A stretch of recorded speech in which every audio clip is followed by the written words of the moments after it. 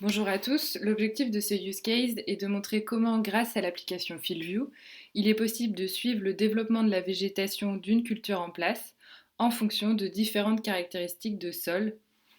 Pour cela, vous pouvez lancer l'application FieldView, donc l'application noire.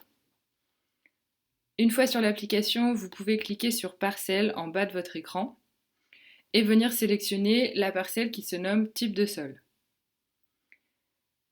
Une fois que vous êtes sur votre parcelle, en haut à droite, vous pouvez sélectionner différentes couches de données. Donc là, nous allons sélectionner Résumé de la parcelle. Ainsi, nous pouvons distinguer les trois zones différentes qui ont été enregistrées au sein même de la parcelle.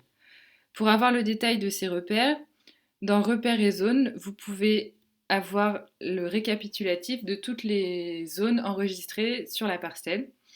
Donc on voit dans un premier temps que sur la partie gauche de la parcelle, le sol correspond plus à un argile hydromorphe.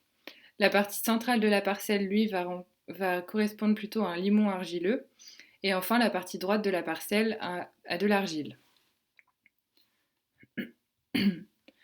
Maintenant, vous pouvez sélectionner toujours en haut à droite, dans toutes les couches de données, sélectionner la couche qui se nomme Santé des plantes. Et si vous glissez vers le bas, vous obtenez toutes les cartes de santé des plantes obtenues durant la saison. On peut par exemple sélectionner une carte de début de printemps. Donc par exemple, je vais prendre début avril. Et ici, vous pouvez venir observer le développement de la végétation en fonction de vos trois zones de texture de sol prédessinées.